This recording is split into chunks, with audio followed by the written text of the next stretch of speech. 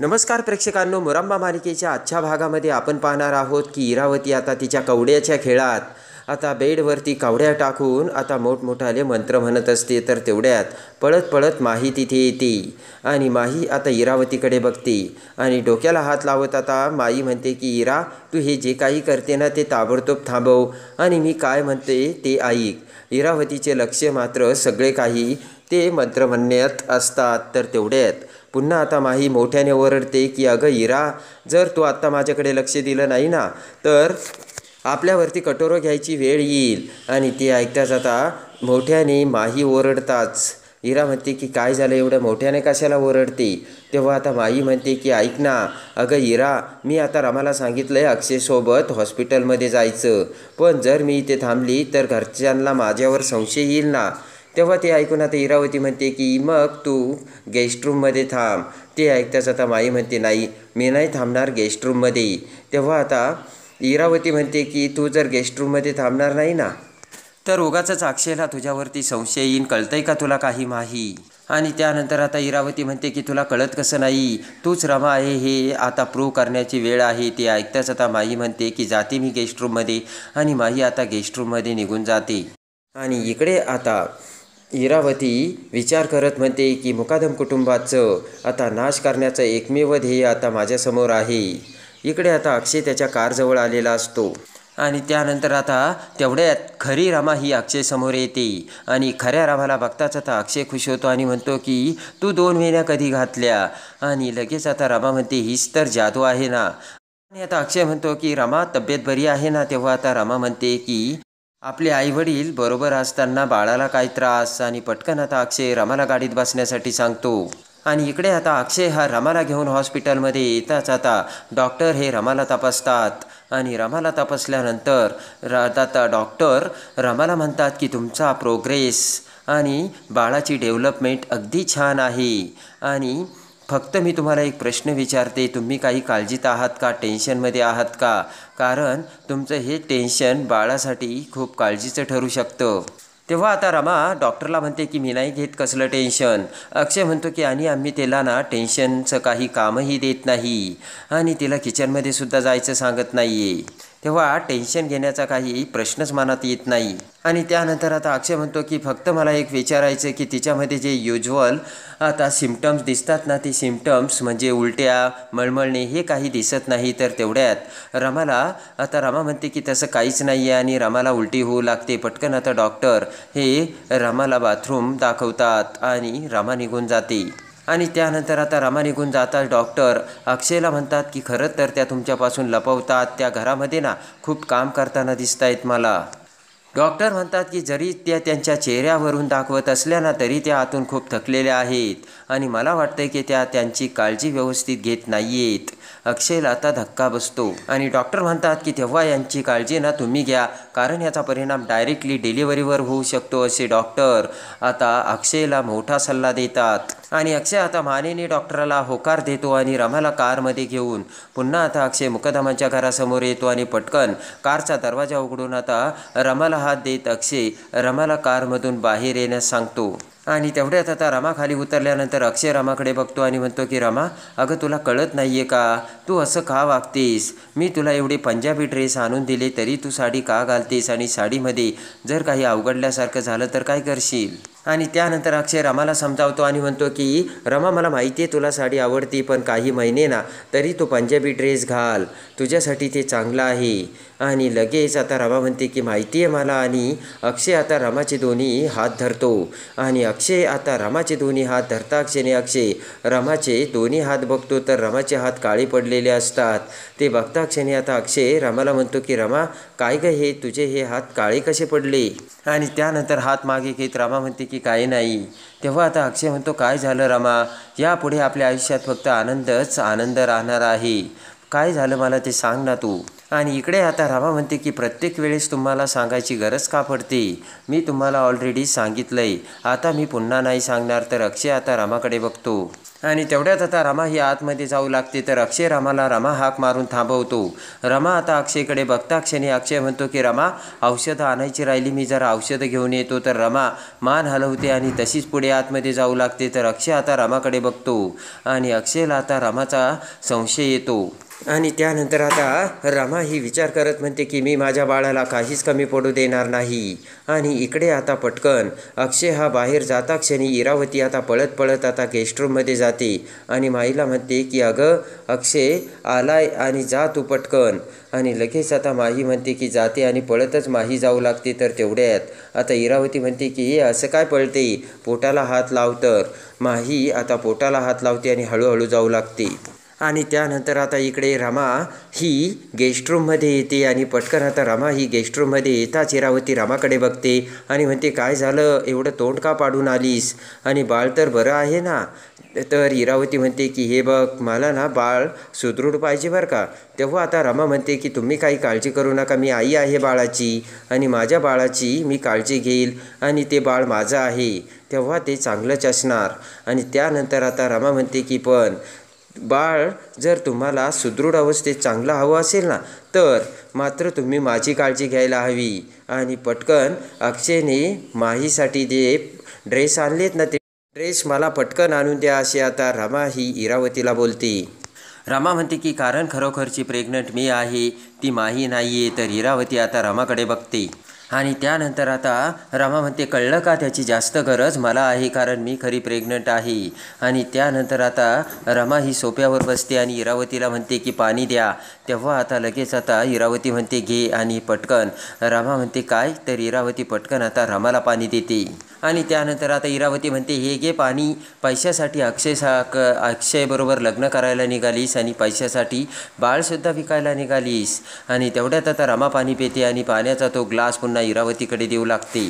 आणि त्यानंतर आता पुन्हा इरावती रमाचा पाण्याचा ग्लास टेबलवर ठेवते. तर हात वारे करत आता रमा म्हणते की तुम्हाला वाटतंय ना पैशासाठी मी हे केलं, मी हावरेट आहे, तुम्हाला वाटत असेल पण मला त्याचं काहीच नाही वाटत. आणि रमा म्हणते की मी जेवढं काही वागते ना ते माझ्या हक्काचं आहे, माईच्या हक्काचं तर इथे काहीच नाही आहे. आणि बोट करत आता रमा त्यांना म्हणते की पण तुम्ही एक गोष्ट लक्षात ठेवा, माझ्या बाळासाठी आणि माझ्या नवऱ्यासाठी मी तुम्हाला पुरून उरणार आहे, एवढं तुम्ही लक्षात ठेवा. तर इरावती आता रमाकडे बघते आणि म्हणते की वा ग्रेट आहेस. आणि इकडे आता माही ही बेडरूममध्ये आलेली असते आणि अक्षय आता माही समोर येतो आणि लगेच आता अक्षय माहीचा हात आपल्या हातात घेत म्हणतो की रमा डॉक्टर तुला काय म्हणाले तुला माहिती आहे ना.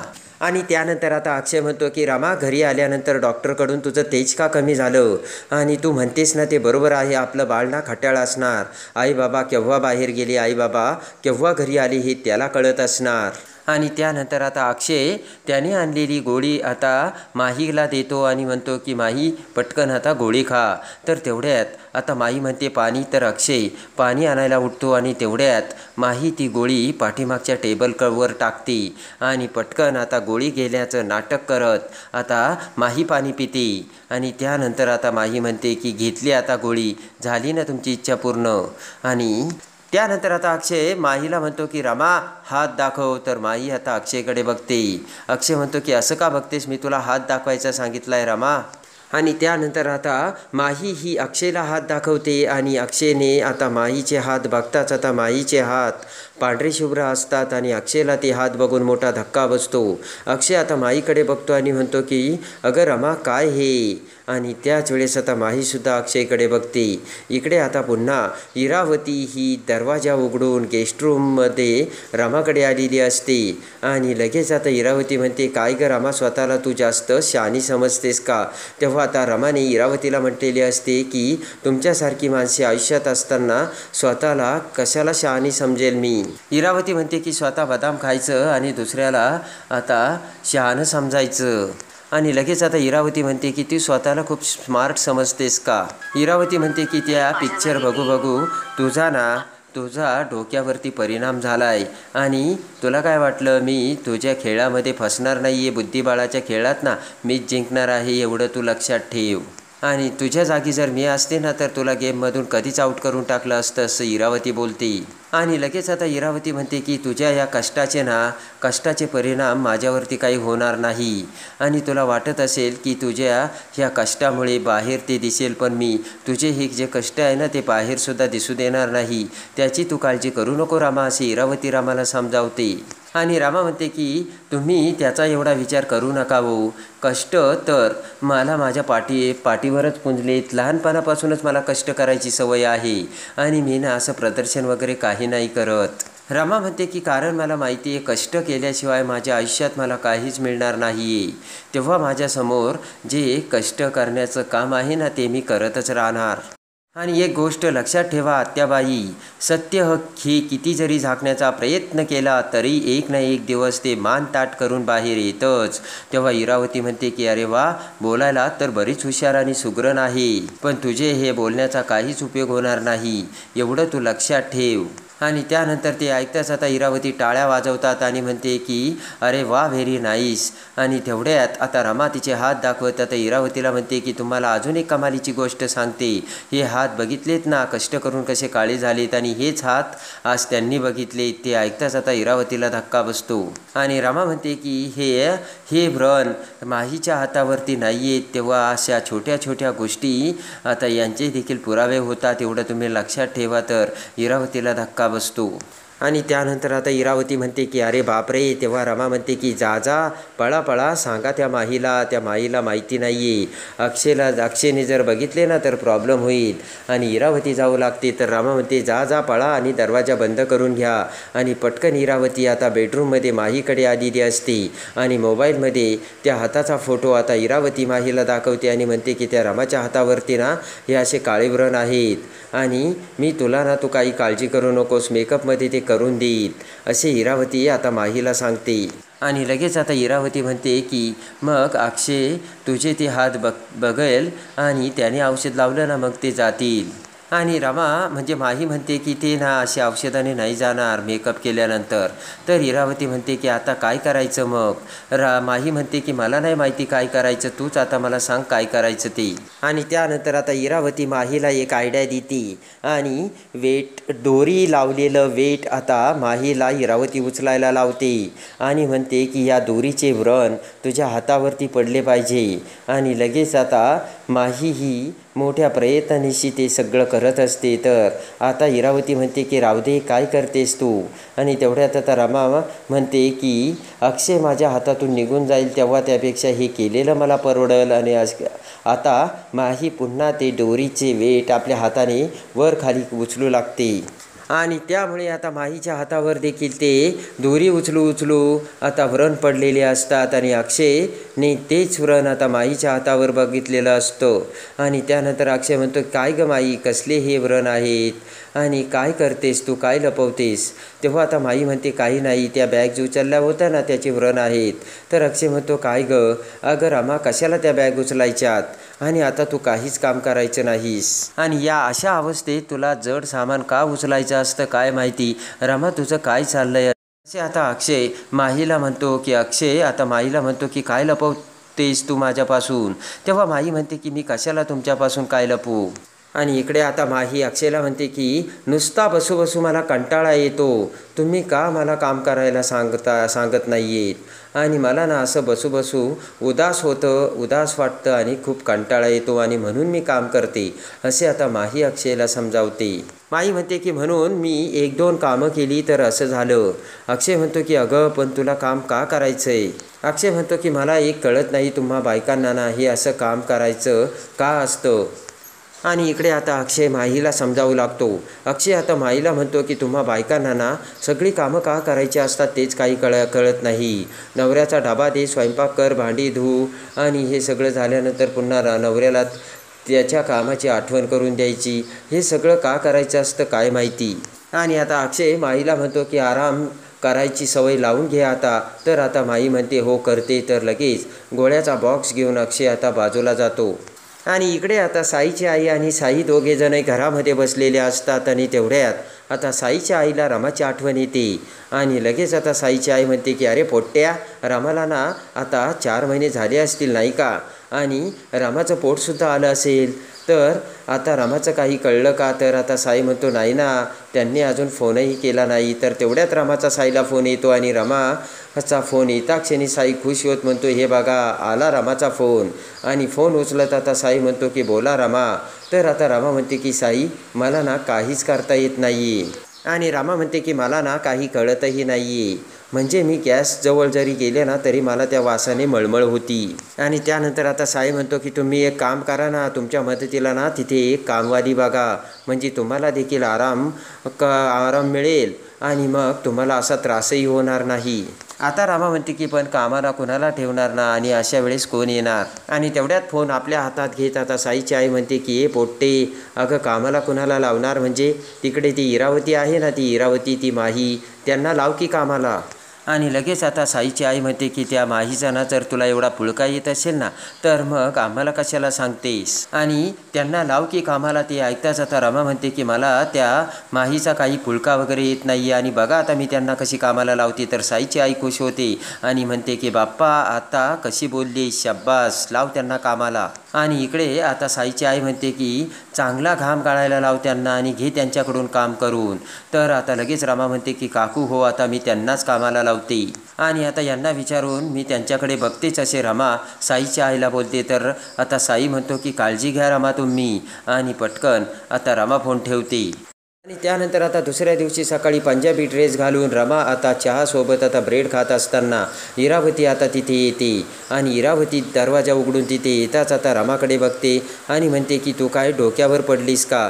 तर आता रमा म्हणते या तुमचीच आठवण काढत होती. तेव्हा आता इरावती म्हणते की तू काय चातक पक्षी आहे का आणि मी पाऊस? तेव्हा आता रमा म्हणते नाही, तुम्ही माझ्या सासूबाई आहात आणि मी तुमची शिष्या. आणि त्यानंतर आता रमा म्हणते की अहो तिथे नाही, इथे माझ्या शेजारी बसा आणि मला फळ कापून द्या. आणि लगेच आता इरावती रमाच्या शेजारी बसते आणि ॲपल कट करू लागते. आणि इरावती म्हणते की हे काम होतं का? तेव्हा आता रमा म्हणते की ते नाही हो, कारण मला ना आता गॅसजवळ जरी गेलं तरी मळमळ होती. तेव्हा ना मला जो चिवडा विकायचा असतो ना, तो चिवडा मला तुम्ही करून द्यायचा आहे. आता इरावतीला धक्का बसतो आणि जो चिवडा मला विकायचा असतो तो चिवडा आता तुम्ही करून देणार आहे. आणि ती ऐकताच आता इरावतीचा फळ कापत असताना पटकन हात कापतो आणि पटकन आता इरावतीचे बोट कापता क्षणी इरावती तोंडात बोट घालते आणि पुन्हा फळ कट करू लागते. तर रमा ओरडतच म्हणते की त्या हाताने कुठे जा, पळा, अगोदर हात धुवून या. इरावती आता रागाने माहीकडे बघते आणि आता तिचा हात पुसते. आणि त्यानंतर आता फळ कट करून इरावती ते रमासमोर धरते. तर रमा पुन्हा आता इरावतीला म्हणते की बारीक कट करा. तर आता लगेच रमा म्हणते की काय ठरवलं मग कामाचं तुम्ही? आणि तेवढ्याच आता इरावती म्हणते की हे बघ, मला घरातले ना बेसिक कामं जमतात आणि मी घरातले फक्त बारीक सारीक बेसिक कामं करते. हे चिवडे फिवडे करणं ना मला आवडतही नाही आणि जमतही नाही.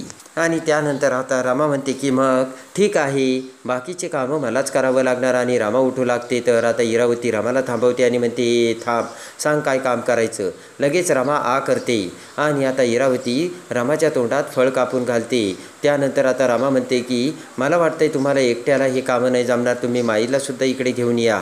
आणि इकडे आता रमा म्हणते की कारण बाळाची जास्त गरज तिला आहे आणि सगळी कामं इकडे तुम्हीच करता आणि तेव्हा तुम्ही तिला इकडे घेऊन या, तिलासुद्धा काम करू द्या. आणि त्यानंतर आता इकडे अक्षय हा सीमाच्या बेडरूममध्ये आलेला असतो आणि प्रेमाने सीमाच्या शेजारी बसत आता सीमाकडून अक्षय डोक्याची मसाज करून घेत असतो. नंतर आता सीमा म्हणते की काय रे अक्षय, आता तू बाबा होणार आहे. तेव्हा आता हसतच अक्षय म्हणतो की मी जरी बाबा होणार असलो ना, माझ्या आईसाठी मी बाळच आहे. आणि तेवढ्यात आता सीमाच्या डोक्यात विचार येतो आणि सीमा म्हणते का रे अक्षय, पण रमाला बाळ होणार आहे ही गोष्ट रमाने अजून तिच्या आईला का नाही सांगितली? ते ऐकताच आता अक्षयला धक्का बसतो आणि अक्षय आता सीमाला म्हणतो की नाही सांगितलं का तिने अजून आईला? आणि अक्षय विचार करतो की छोट्या छोट्या गोष्टी आईला सांगणारी ही मुलगी, हिने आईला एवढी मोठी गोष्ट का नसेल सांगितली? अक्षय आता विचारात पडलेला असतो. आणि त्यानंतर आता इकडे चिवडा बनवण्यासाठी इरावतीने माहीला सुद्धा आता मदतीला घेतलेलं असतं आणि किचनमध्ये येऊन आता इरावती आणि माही चिवडा करत असतात आणि त्यामुळे आता चिवडा करताना माही खूप थकते आणि तेवढ्यात आता माही म्हणते की अरे यार इरा बस झाला आता माझे हात थकलेत. आणि तेवढ्यात आता रमा ही माहीच्या मोबाईलवर फोन करते आणि लगेच आता रमा म्हणते की एवढ्या लवकर जर तू थकली तर कसं होणार चिवडा. आणि ते काही नाही, तोंड बंद कर आणि हात वेगाने चालव म्हणजे चिवडा लवकर होईल. आणि तेवढ्यात आता सीमा ही दरवाजा उघडून किचनमध्ये येते आणि किचनमध्ये काम करणाऱ्या आता माहीला सीमाने बघितलेलं असतं आणि तेही इरावतीसमोर. आणि आता माहीला बघताक्षणी सीमाला मोठा धक्का बसतो. सीमा आता माहीकडे बघू लागते आणि आता सीमाला माहीचा डाऊट आलेला असतो. आणि एवढं सगळं किचनमध्ये आता माही म्हणजे रमा काम करते आणि तिला उलटी मळमळ का होत नाही आहे हे सत्य आता सीमासमोर आलेलं असतं. आणि इरावतीसुद्धा आता ते माहीसोबत आता काम करत असताना बघून सीमा ही पुढे येते आणि चिवडा करत असताना असल्याचे ते बघताक्षणी आता सीमाला संशय येतो.